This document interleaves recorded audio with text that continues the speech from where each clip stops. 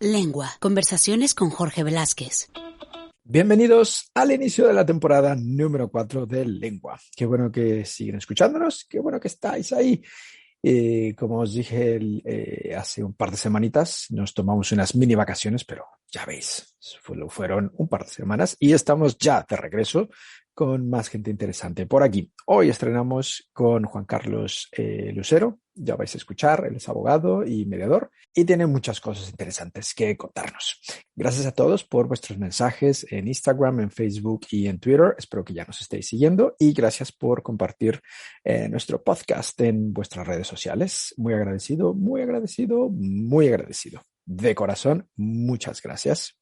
Gracias por seguir aquí del otro lado escuchándonos. Y no sabéis el gusto que me da retomar este programa, este podcast, hoy domingo 13 de febrero. Y os preguntaréis, muy bien, ¿por qué? ¿Qué pasa el domingo 13 de febrero? Pues justo hoy es el Día Mundial de la Radio. La Asamblea General de la UNESCO en el 2013 declaró que el 13 de febrero sería el Día Mundial de la Radio y desde entonces se celebra todos los años. Y bueno, yo empecé en la radio hace unos cuantos años ya y ahora estoy con este podcast y me da mucha alegría empezar la temporada número 4 hoy, que coincide con el Día Mundial de la Radio. ¿Cómo no? En fin, gracias por estar aquí, gracias por escucharnos y espero que os guste el episodio de hoy y que os guste la nueva temporada de Lengua, Conversaciones con Jorge Velázquez. Gracias por escucharnos y gracias por compartir. Espero que estéis compartiendo nuestro podcast. Un saludo grande para todos. Amigos, bienvenidos a una nueva temporada de Lengua. Hoy tenemos una persona súper interesante que iniciamos la temporada con él. Vamos a charlar un ratito. Ahora mismo me estaba contando, yo pensé que estaba en Egipto, pero no. Me está contando que está en Florencia, Italia.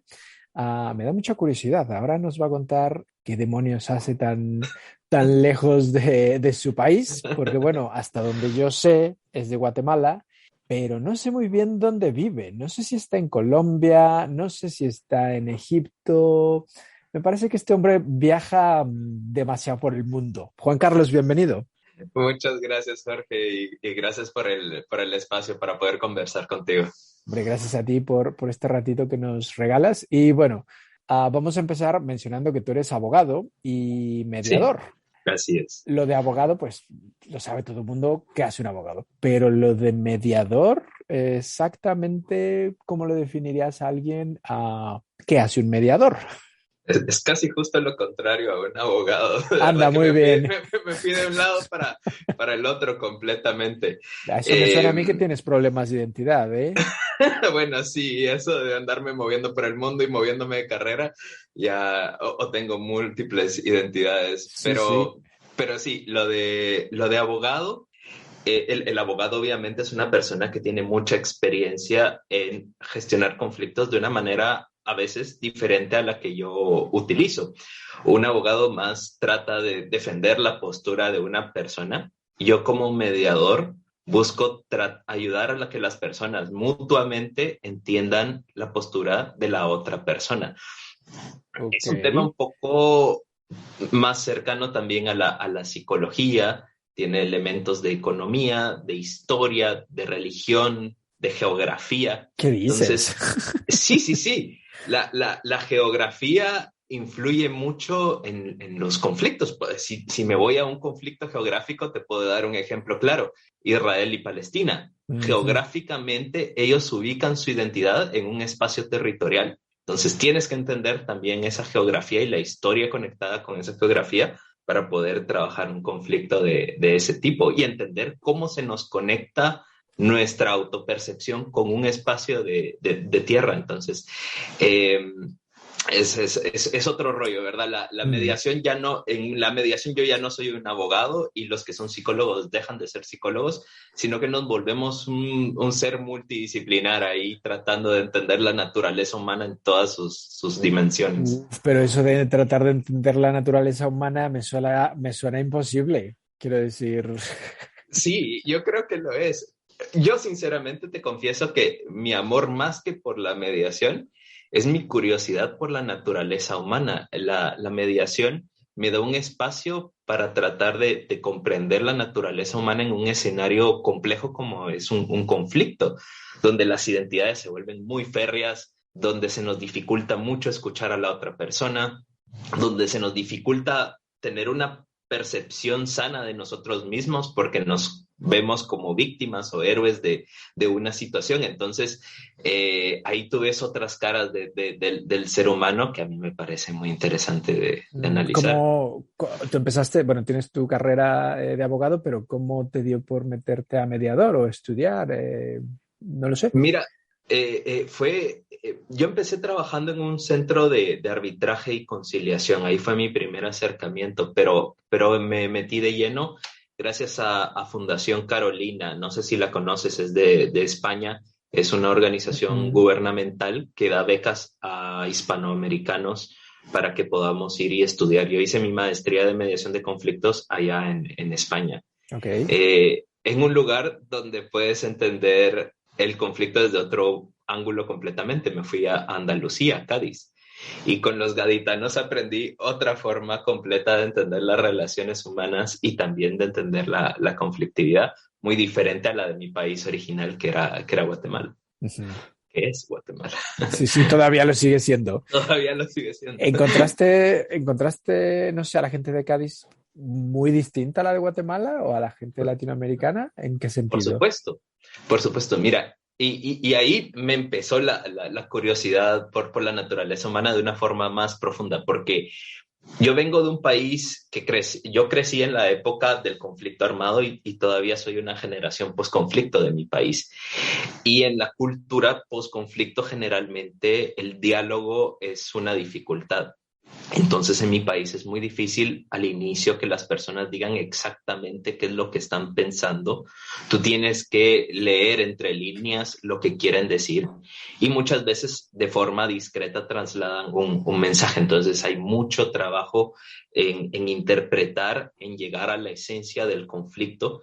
Y si un conflicto escala, normalmente se complica. Puede terminar incluso en violencia, sobre todo en las sociedades post-conflicto, la violencia suele estar muy presente.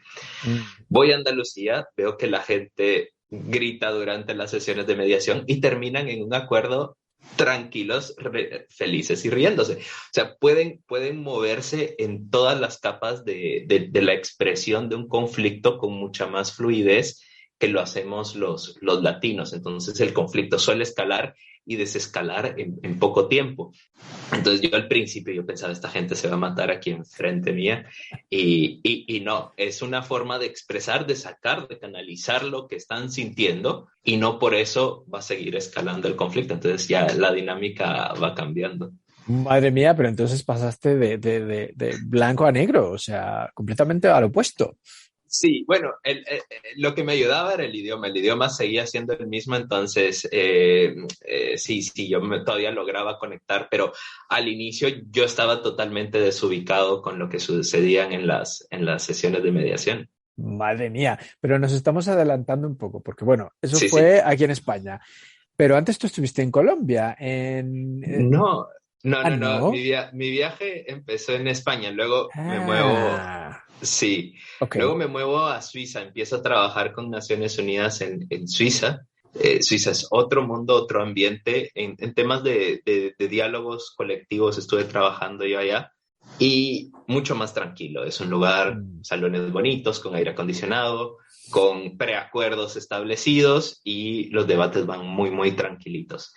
Y yo extrañaba la acción. La mediación tiene que tener esa emoción. Y estuve luego un tiempo en Corea del Sur y luego sí ya me fui a Colombia. Y en Colombia pues empiezo a ver conflictos mucho más complejos que los que yo había visto en toda mi vida.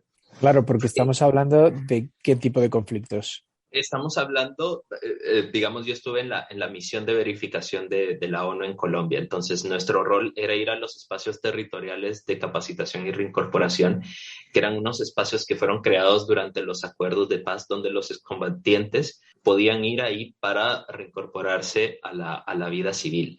Entonces son espacios muy vulnerables porque entran en juego muchos temas. Hay muchas personas excombatientes que jamás habían sido parte de la vida civil, nunca habían abierto una cuenta de banco, no tenían muchos conocimientos que a veces nosotros damos por sentados, pero tenían muchos conocimientos en otras cosas que nosotros desconocemos. Al mismo tiempo, tienes un cordón de seguridad con un equipo militar, y yo formaba parte de un equipo de Naciones Unidas que habían policías militares y yo era el civil del equipo. Entonces me encuentro en un contexto completamente fuera de mi zona cómoda, pero con mucha oportunidad de ir y aprender. Y la verdad es que aprendí muchísimo y también desaprendí muchas cosas ahí. Has dicho algo muy importante, claro, porque muchas cosas me imagino que las dabas por sentado y te cambiaron los esquemas completamente, ¿no? Sí, mira, sobre todo lo de mi profesión, el rol que yo había asumido de qué era mediar conflictos, cuál era el objetivo, se me cayó ahí. Porque, para aclarar un poquito ese punto, en la mediación, en la carrera, me enseñaron a cómo lograr que las partes lleguen a un acuerdo. Mi objetivo siempre como mediador había sido lograr que las personas hagan un acuerdo, lo firmen y todos felices. Y todos están contentos, sí. Todos contentos. Pero voy a Colombia y me quedo en el mismo lugar donde están sucediendo los conflictos durante 1 año y medio. Entonces, ¿qué importa si llega a un acuerdo si al día siguiente eso no se va a cumplir? Entonces, ya el acuerdo me doy cuenta que no es lo importante. Lo importante es empezar a cambiar los patrones entre las relaciones de los distintos grupos que hay en ese lugar. Entonces, ahí empieza a cambiar mi enfoque, que el acuerdo no es lo importante es la relación. Una relación sana no requiere de acuerdos. Tú no requieres un acuerdo con tus hijos, tú no requieres un acuerdo con tus padres firmado por un notario. No, porque la relación existe, a menos de que haya algún problema, ahí sí, otra vez vuelves con el notario. Entonces, el tema es, si hay confianza, si hay una relación sana, el acuerdo ni siquiera importa. Claro. Y eso lo vemos en lo macro y en lo micro. También los países que venimos de sociedades que han tenido conflicto armado, hemos aprendido por las malas que un acuerdo de paz no quiere decir la paz.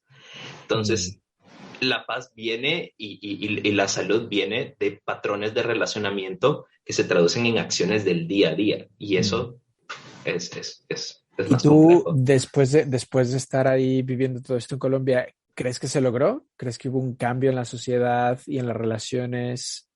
Mira, Colombia es un país enorme y yo creo que el análisis de decir Colombia lo logró es muy, muy vago o no lo logró. Cualquiera de las dos respuestas son demasiado vagas, porque cada región vivió el conflicto de forma distinta y cada región vivió la paz de forma diferente. Entonces, hay lugares donde hay más acercamiento que en otras. Yo estaba en una zona de bastante violencia y la violencia dificultaba mucho el avance en las posibilidades de acuerdo, pero tenía colegas que estaban en otras zonas donde la guerra tampoco fue tan dura, donde rápidamente empezaron procesos de reactivación económica también, que la economía es un elemento muy central en los escenarios post-conflicto, y que sí avanzaron.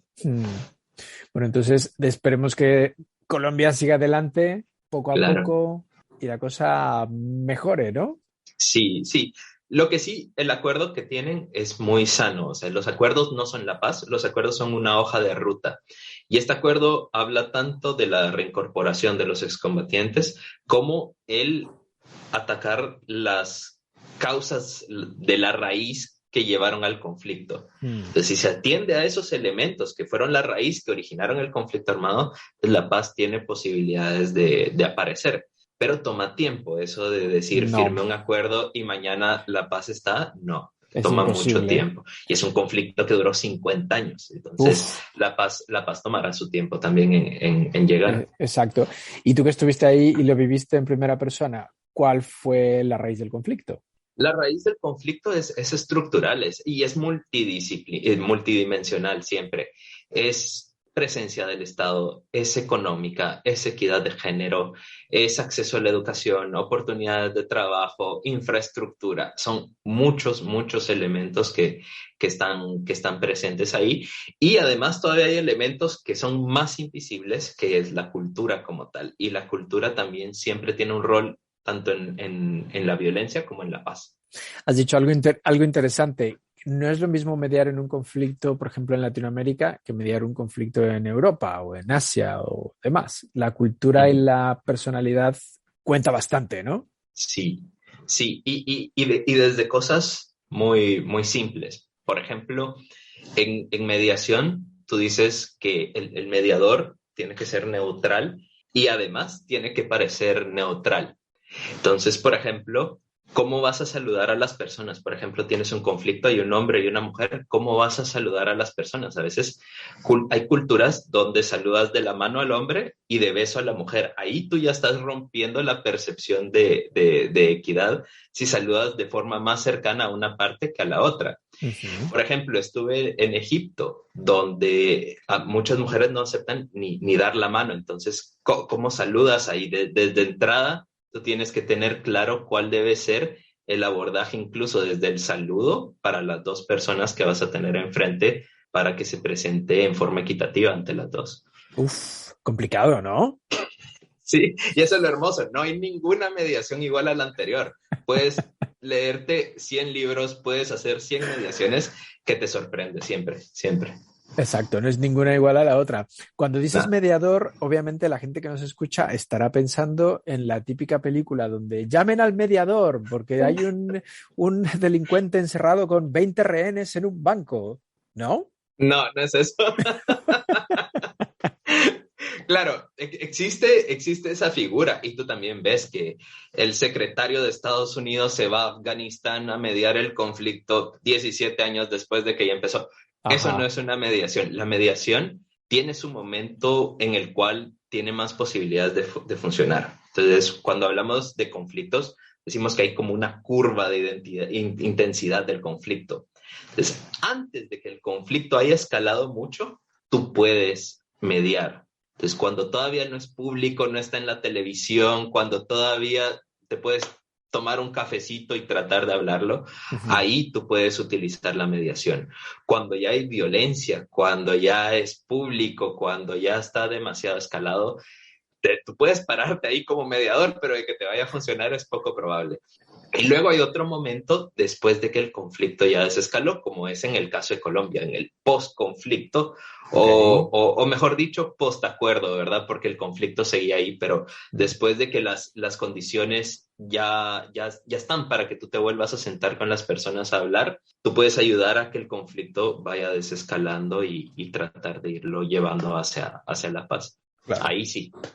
Wow, me estás dejando, vamos, tienes que saber mucho de muchas cosas y tener en cuenta demasiadas cosas. Me parece que no es un trabajo fácil. Y eso es lo hermoso, porque a veces creemos que los conflictos son legales o creemos que los conflictos son psicológicos, pero no, es que el ser humano lo es todo en todas sus dimensiones, entonces tienes que abordarlas todas al mismo tiempo, entonces sí requiere por lo menos un conocimiento general de todos estos elementos para que lo puedas abordar de la forma más apropiada, entonces Y sí. me imagino que tampoco puedes tomar partido, ¿no?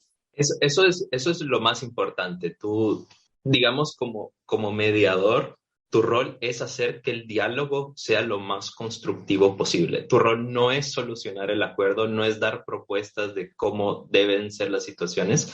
Realmente lo que estás buscando es empoderar a la gente a que ellos mismos encuentren su propia solución. Es la idea de que cada ser humano tiene la sabiduría para saber escoger cuál es su mejor camino y que no hay tercera persona que lo sepa mejor que ellos mismos. Entonces, Claro. lo único que va ayudando uno es a que ese diálogo vaya en forma constructiva. Únicamente eso es lo que hacemos. Ah, un trabajo importante. Después de Colombia, ¿dónde estuviste? Después de Colombia, decidí tomarme un año sabático y me fui a Egipto y me desconecté un poco del mundo, me fui a estudiar árabe, mitología, historia y me la pasé por allá, por Egipto. Pero muy Entonces, bien, ¿no? Quiero sí, decir, sí, sí. un año para ti, para disfrutar. Perfecto. Sí, también parte de lo que uno aprende como mediador, uno tiene que estar al 100% para poder hacer bien su trabajo. Hay mucho autocuidado porque los ambientes son bastante tensos. En el momento en que tú ya no tienes la misma sensibilidad con los escenarios, ya tu rol no se cumple de la mejor manera. Entonces, yo ya me estaba dando cuenta de eso en mí. me distancié, me fui a dar mi autocuidado y ahí estoy. Claro, eso es importante. Me Sí. suena que aparte de ser una profesión difícil, como dices tú, es bastante tensa, ¿no? Hay tensión y hay estrés. Sí. De hecho, algo que yo he aprendido en el ejercicio de la mediación es que hay que dejar que esa intensidad salga. Uno cree que el trabajo de alguien que quiere construir paz a veces es mantener el diálogo lo más calmado y tranquilo posible, y la verdad es que eso no ayuda. Tú solo mantienes el conflicto ahí debajo de la alfombra y luego va a volver a salir en Claro, otro tarde que momento y temprano. en otro lugar, sí. Y hay una regla que decimos en la mediación: el conflicto que no se resuelve crece. Entonces, lo que tú tienes que hacer es ponerlo sobre la mesa, y a veces eso incluye enojo, grito, tensión, y tú tienes que permitir que ese conflicto suba y escale. Porque lo que yo he descubierto en mi experiencia como mediador es que lo que la gente necesita al inicio de las mediaciones es ser escuchada, y escuchada en toda su intensidad. Si tú le dices, no, no, no, no, no, no, no, baja tus emociones, no se sienten conectados con el escenario, no se sienten escuchados, y mientras no se sientan escuchados, no van a escuchar tampoco. Entonces, tú primero tienes que permitir que eso se exprese en plenitud, y ya luego puedes ir avanzando con el proceso. ¿Tu formación como abogado te ha servido para ser mediador o Mira, ha sido yo una tanto herramienta? y de hecho, tanto la mediación como el derecho, yo los uso como herramientas. Ok. Aunque me presento como mediador muchas veces en los escenarios cuando voy a hablar directamente de la mediación, yo no veo a la mediación como una profesión aislada de todo lo demás. Y de hecho, si tú ves de las experiencias que te estoy hablando, en todas yo he sido algo más. Yo era un oficial de terreno, un analista político o algo más, y usaba la mediación para cumplir con mi trabajo. Y eso es lo que pretendo transmitir muchas veces, que es algo transversal, que lo podemos usar. Yo puedo ser un maestro en una escuela y necesito aprender a mediar entre mis alumnos. Yo puedo ser un padre de familia y necesito mediar en mi casa. Yo puedo ser un empresario y necesito mediar a lo interno de mi empresa. Esto solo es una herramienta más que tú puedes agregar a tu set de habilidades que tengas. Exacto. ¿Quieres mejorar tu español? Tienes un buen nivel, pero no acabas de arrancar. No te preocupes, tenemos la solución. Mejora tu español aquí, con nosotros. Mándanos un mail a mejoratuespanol, con n, aquí, @gmail.com. Mejora tu español aquí, @gmail.com. Ofrecemos cursos en línea para que mejores tu español con nosotros. No te olvides de mandarnos un mail, tenemos paquetes súper interesantes para que aprendas español aquí con nosotros. Cuéntanos en Corea del Sur, porque estuviste becado por el G20.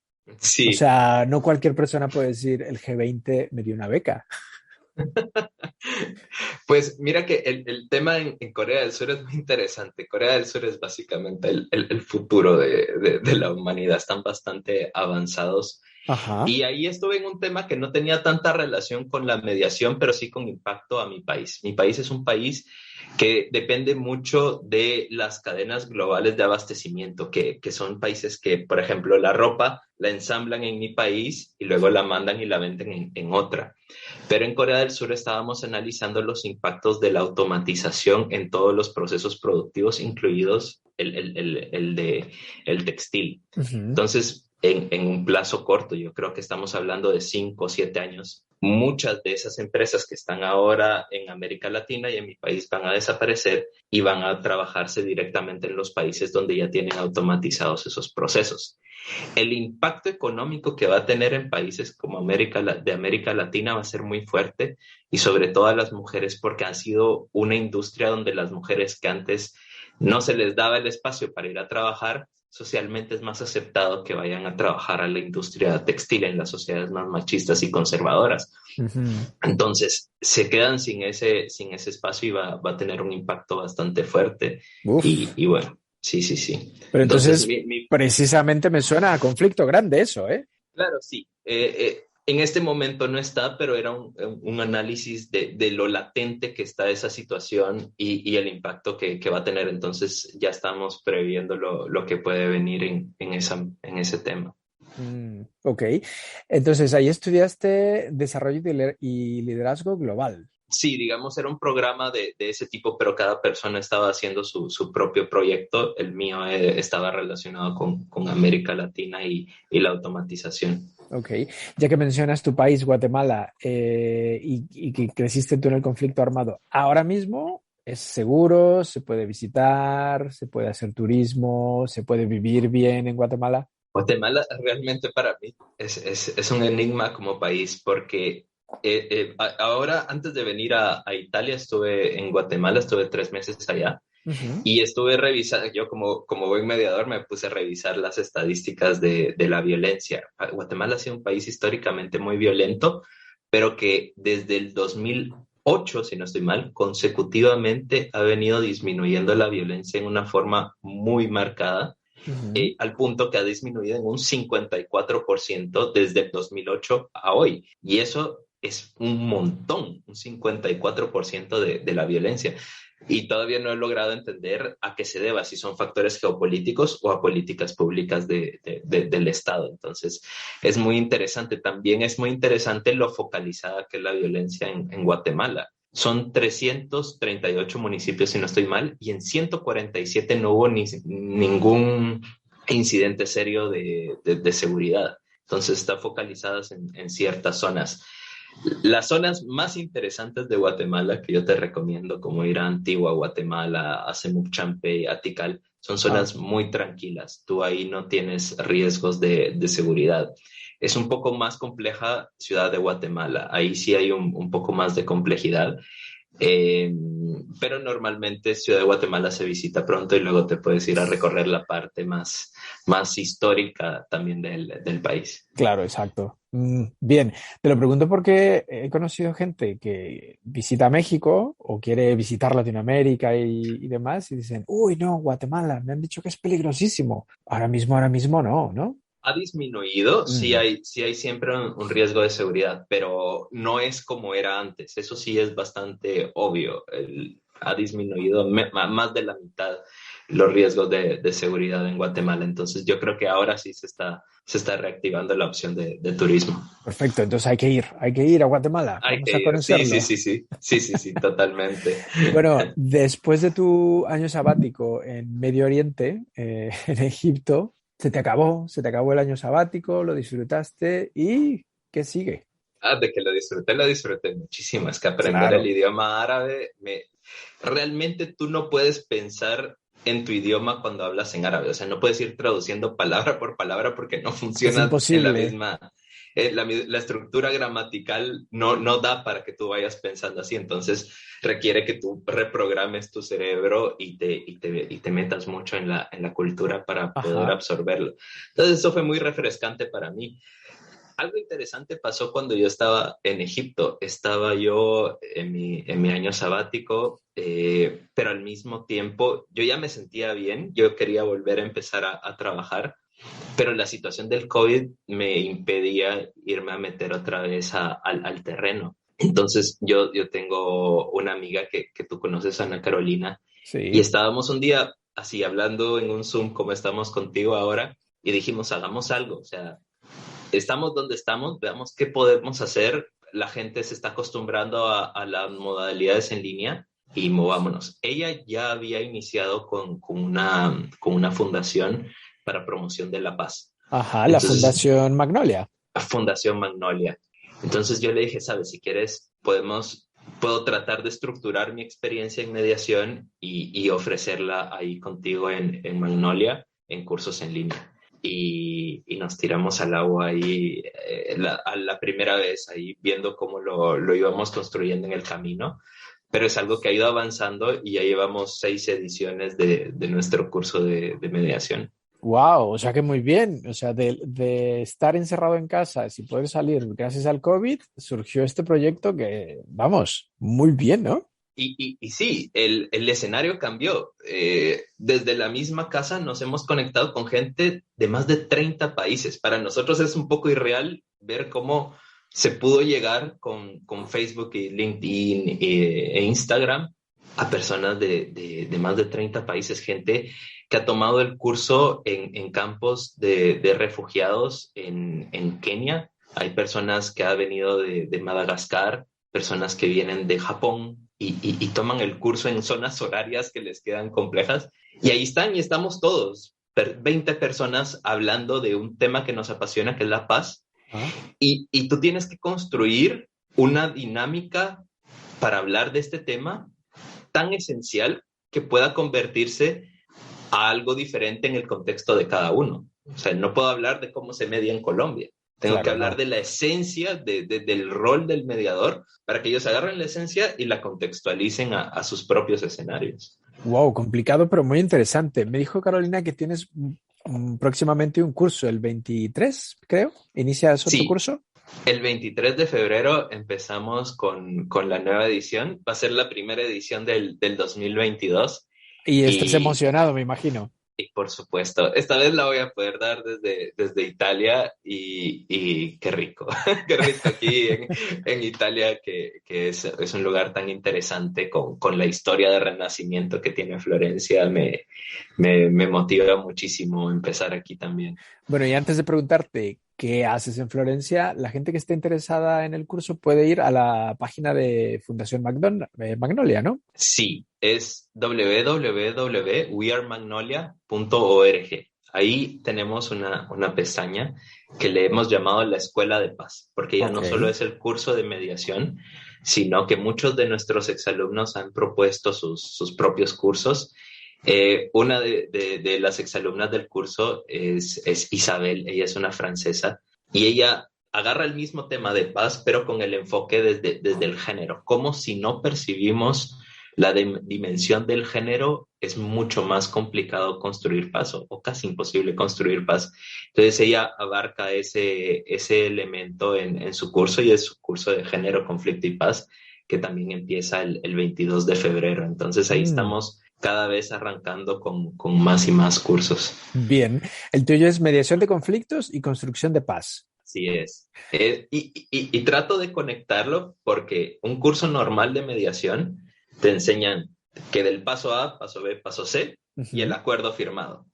Claro. Mi experiencia en la mediación es que no es así, porque esa forma lógica de atender a los conflictos no va de la mano con la naturaleza de un conflicto. Los conflictos no son lógicos, los conflictos son emocionales. Entonces tú tienes que ir fluyendo con la dinámica emocional de las personas. Entonces eso te permite llegar a la construcción de paz. Más que vernos como mediadores y mediadoras, deberíamos de vernos como constructores y constructoras de paz, que es algo todavía más profundo. Eso es interesante, pero hemos hablado de conflictos internacionales, conflictos violentos, armados en Colombia y demás, pero también podemos ser mediadores de conflictos y construir paz en nuestro hogar, en nuestro entorno, con nuestros amigos, en nuestro trabajo, ¿no? De hecho, yo creo que si no podemos empezar ahí, no podemos ir a lo otro. Ese es el punto de... Claro, esa es la base. Sí, y ya es mucho lo que le estamos dando al mundo si tenemos la capacidad de construir paz en nuestro pequeño entorno. Si cada quien asumiera esa responsabilidad, el mundo funcionaría muchísimo mejor. Pero tenemos que empezar y no es falta de voluntad muchas veces, es falta de herramientas. Entonces, lo que nosotros queremos dar es a las personas esas herramientas para que lo puedan hacer. El curso está orientado en una primera etapa para la reflexión, pero después directamente para la acción. ¿Qué podemos empezar a hacer directamente para poder transformar nuestro entorno inmediato? Y eso es fundamental en el campo de mediación. ¿Yo cómo puedo ir y pedirle a las personas que hagan algo que yo no puedo hacer o que yo no he hecho en mi propia vida y no he tenido esa experiencia emocional para entender cómo se mueve uno del paso A al paso B? Entonces, se dan las herramientas para que empecemos a hacerlo en nuestro día a día y que absorbamos esa experiencia para poder ayudar a otras personas en contextos tal vez más amplios y más complejos. Pero la naturaleza del conflicto de una casa a la de dos naciones es exactamente la misma, y las técnicas que se pueden ir utilizando también. Interesante. Oye, me están dando ganas de tomar el curso y todo, ¿eh? Hay descuento por la entrevista, así que... ¡Ay, qué bien! Ya está, organizadísimo. Oye, tengo una pregunta que a ver si no te suena un poco rara. ¿no crees que la paz es una utopía? Porque hablar de paz es muy bonito, pero es imposible, ¿o no? Desde tu punto de vista, ¿se puede conseguir la paz? No, claro, es una utopía, pero es una utopía que vale la pena movilizarnos por ella.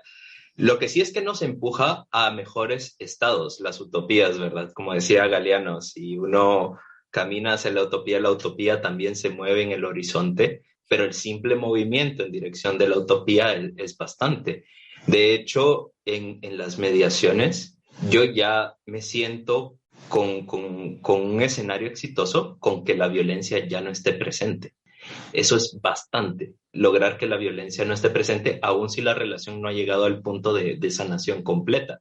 Entonces, es un punto de inicio bastante importante, pero hay algo que a veces no dimensionamos y es lo relacionada que está la violencia y la paz, que son dos polos extremos de una misma situación. Y al centro tenemos el conflicto.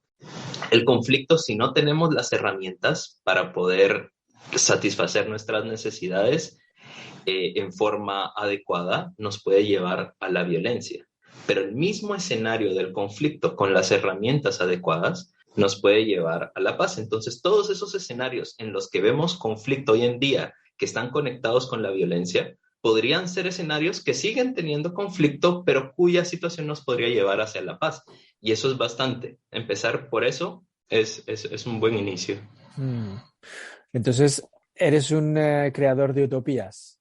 Bueno, yo diría que soy un idealista práctico, porque ya he estado en escenarios bastante complejos, entonces yo ya sé cómo aterrizar ese deseo utópico a algo concreto, ¿verdad? Saber que la paz también implica desarrollo económico, que también implica igualdad de oportunidades, que implica muchísimas cosas que se tienen que hacer también a nivel muy tangible. Claro, entonces, que sea una realidad, no que se quede en que palabras. sea una realidad, no es un discurso. La realidad, eso es muy dañino cuando la paz se presenta como un discurso porque emociona y luego decepciona. La paz se tiene que reflejar en acciones directas, pero las acciones también son producto de cómo percibimos la realidad. La mediación nos da herramientas para percibir la realidad de otra forma, como por ejemplo cómo percibimos un conflicto. Si creemos que los conflictos son negativos, los evadimos o los atacamos, pero si creemos que un conflicto puede ser un escenario en el cual se pueden desarrollar nuevas ideas, la oportunidad de la paz está presente. Entonces, las dos van de la mano, percepción y acción. Exacto. Te tengo un posible escenario. Estás en medio de un conflicto y una de las partes se niega a hablar. Da la espalda y dice, no quiero, no me da la gana, porque esta gente o esta persona o este país no es mi amigo, me ha tratado mal, no sé. ¿Qué haces si una de las partes no quiere involucrarse en un proceso de paz o en una mediación? Bueno, ahí ya está hablando, ya me está diciendo que lo trataron mal y le puedo preguntar qué sucedió. Y si me contesta, seguimos. Okay. Si no me contesta, si me dice, de verdad, no quiero, me quiero ir, por supuesto. O sea, algo que es importante saber en las mediaciones es que, aunque asumimos el rol de facilitar el diálogo, si no hay voluntad del acuerdo, no hay mediador que pueda lograr un acuerdo ahí. Tiene que haber una voluntad. Entonces, tú lo que ayudas es a dar herramientas para que esa voluntad se concretice en algo positivo. Pero si no hay voluntad, no hay nada que hacer. Es imposible, no. Sí. Entonces, sí tiene que existir esa voluntad para que el acuerdo camine. Ahora sí, durante la conversación, que puede pasar ahí voluntad al inicio, pero luego se tensan las emociones y la gente ahí ya no quiere seguir, ahí tú puedes ir viendo si puedes ayudar a las personas a mover el diálogo en otra dirección. Y si también a mitad del diálogo deciden ya no seguir, también la puerta siempre está disponible porque la voluntad es el centro. Y a veces la gente se va y regresa una semana después y dice, no, siempre sí, terminemos con esto. Ah, mira, bien, entonces. Sí. Ok. Ahora, me da mucha curiosidad. ¿Qué haces en Florencia? Sigo con esto de mediación. Una de las ideas que teníamos con Ana Caro es hacer el curso también disponible en una versión descargable. Y ahora estoy con la Escuela de Gobierno Transnacional de la Unión Europea, que está aquí en Florencia, y ellos me están apoyando con este proyecto. Estoy trabajándolo ahora Así que estoy investigando mucho sobre mediación, también aprovechando un poco la historia de Renacimiento, viendo las estrategias retóricas que utilizaban en aquella época y cómo las puedo ir conectando con el trabajo que hago. Y luego voy a ir produciendo ahí un manual o un curso descargable de mediación que vamos a tener disponible pronto. Joder, entonces muy bien. Vamos, está siendo muy productivo lo de Florencia. Ah, no, sí, claro, es hermoso. Oye, además tienes vino y pizza, ¿qué más puedes pedir? Es muy, muy productivo esto. Me parece que lo estás pasando fatal ahí en Florencia, vamos. Se sufre. Sí, sí, vamos. Bueno, el frío sí que lo estás sufriendo, me has dicho. Bueno, sí, pero dentro de las casas es perfecto. No pasa nada. Mientras haya pizza y vino, el frío lo Sí, aguantamos. sí, desaparece. Eso está bien.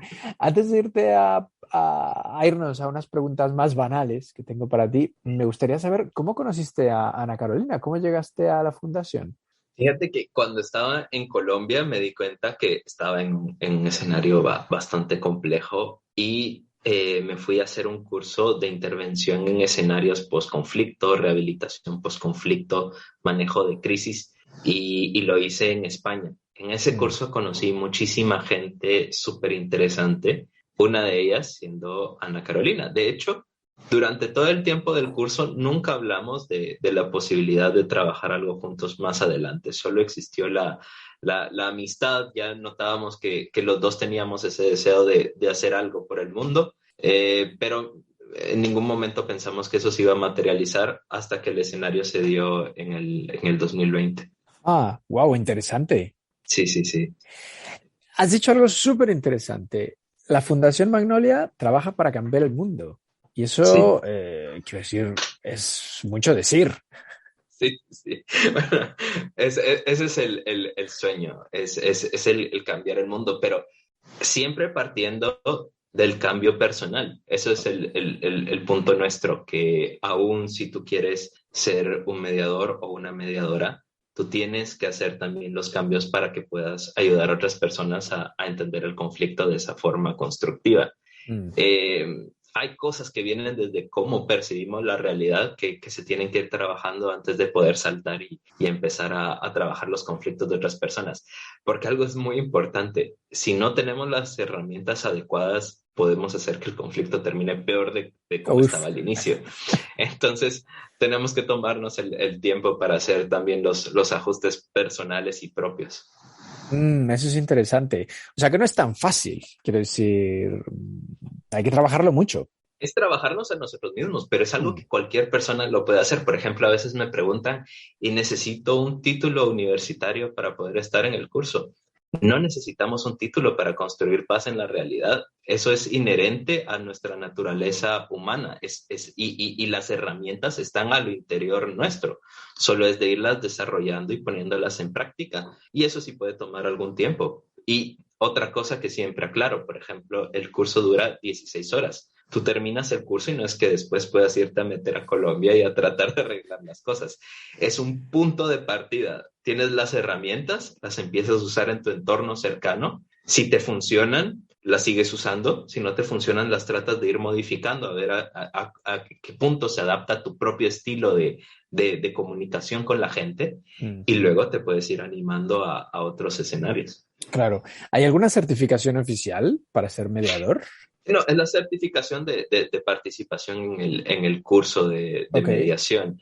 Pero ese es otro tema de la ventaja de la mediación. La mediación en muchos países, por ejemplo, te hablo de Guatemala, no necesitas tener un documento oficial que te garantice como mediador, porque el rol de mediador muchas veces lo asumen personas en los que las comunidades confían. Por ejemplo, en una ocasión yo di cursos de mediación a líderes religiosos, a personas que su propia congregación se acercaba a ellos para pedirles consejos y a veces cometían el error de dar el consejo, porque si tú das el consejo, luego te culpan a ti porque las cosas no salieron como tú pensaste.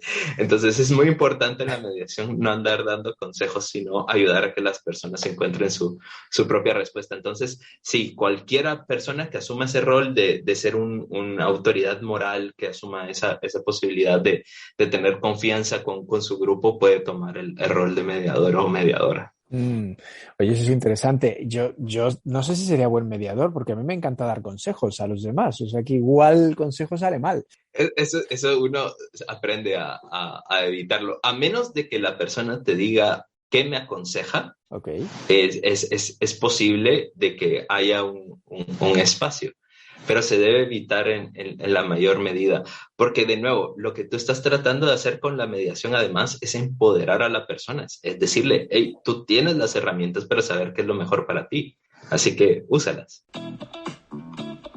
Juan Carlos, voy a cambiar de tema radicalmente. Ya no vamos a hablar de paz ni de conflictos, pero nos tienes que recomendar 4 cosas. Una película, un libro, una serie y un disco. Una película, me encanta El Padrino. Ajá, la 1, la 2, la 3, todas. La 1 y la 2. La 3 la 3 es mala, ¿no? La 3 es mala, sí. Sobre todo comparada con las primeras 2. Tal vez si la ves aisladamente no está tan mal, pero si la ves en el contexto de las 3, me voy con la 1 y la 2. ¿Y por qué El Padrino? Me encanta la forma en que dirige Francis Ford Coppola, me encantan las actuaciones de Marlon Brando y Al Pacino y Robert De Niro. Es una obra de arte la película. Cada escena, todo. Es buena, es buena. ¿Qué libro nos recomiendas? Un libro, esa es buena pregunta. Hay un libro que a mí me gusta mucho, no sé a quién le vaya a gustar. A ver. Pero se llama The Hero of a Thousand Faces o el héroe de las 1000 caras. Es un libro de Joseph Campbell que habla de los elementos comunes en todas las mitologías humanas. A mí me parece hermoso porque logra encontrar el vínculo común entre todas las civilizaciones y lo encuentra a través de la mitología. Ese sería mi recomendación. Muy interesante, lo vamos a buscar, sí. ¿Eres de series? Sí. ¿Nos puedes recomendar alguna? Serie. Televisión veo menos. Me gustó Mad Men, fue una serie que me gustó. Ok. ¿Y qué disco o qué música, qué artista deberíamos escuchar? Mi grupo favorito se llama Radiohead, así que cualquier disco de ellos recomendable. Sí. ¿Cuál sería tu favorito? Si tuvieras que quedarte con uno, ¿cuál sería? Con un disco hay uno que se llama Kid A, que es del año 2001. Ese fue mi disco favorito. Ok, vamos a escucharlo. Y bueno, Juan Carlos, antes de decir adiós, Ana Carolina te nominó a ti para charlar con nosotros. Te toca nominar a 3 personas que podamos entrevistar aquí en el podcast, gente interesante. Tú que conoces a tanta gente alrededor del mundo, ¿a quién nominarías? Bueno, yo empezaría con mi colega Isabel, una persona súper interesante y también tiene esta filosofía mía de querer cambiar el mundo y de hacerlo un lugar mejor. Empezaría con ella. También tengo otra persona, se llama Angie. Ella trabajó con USAID en programas de protección de civiles en zonas de conflicto, también es muy interesante. Y Mónica es otra persona que también trabaja temas de paz, pero lo hace con jóvenes y con niñas. ¡Wow! Perfecto. Bueno, ya me pasarás el contacto de estas 3 chicas. A ver si aceptan participar con nosotros. Sí. Bueno, antes de decir adiós, no te he contado que la producción del podcast, una vez que lo pongamos al aire, te va a hacer llegar 1 millón de euros. ¿Qué vas a hacer con él? Bueno, ya que estoy en Florencia, me voy a comprar un palacio de estos que están aquí cerquita y ese sería mi punto de inicio. No sé si te va a alcanzar con 1 millón de euros, ¿eh? Bueno, por lo menos el enganche lo logro, eso seguro. Seguro que sí, para que tengas ahí una base en Italia y puedas ir cuando quieras a comer mucha pasta, mucha pizza, buen vino. Sí. Me parece una buena idea, buena inversión, ¿cierto? Sí, muy buena. Juan Carlos, encantado de conocerte, gracias por este ratito, por esta charla.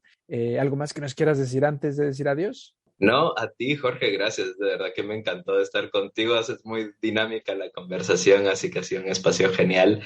Y nada, de nuevo invitar a toda la gente que nos escucha, si está interesada en participar en el curso, ahí está la plataforma, ahí tienen oportunidad de conocer a gente de todo el mundo que esté interesada en construir paz, gente que ya lo está haciendo. Así que ahí está la invitación para todos y todas. Genial. Y bueno, la gente que nos escuche después del 23 de febrero, hay más cursos, ¿no? Por supuesto, siempre lo estamos haciendo cada cierto tiempo, así que nos pueden seguir directamente en la página de Fundación Magnolia, en nuestras redes sociales, y ahí se pueden ir enterando de los eventos. Fundación Magnolia está en Facebook y en Instagram, y si no, la página web es wearemagnolia.org. Así es, exacto. Perfecto, genial. Juan Carlos, me imagino que vas a cenar una buena pizza. Ya estoy listo. Encantado de conocerte, Juan Carlos. Un placer. Gracias a ti, Jorge. Un abrazo muy grande. Hasta la próxima. Chao. Hasta luego. Adiós. Lengua. Conversaciones con Jorge Velázquez.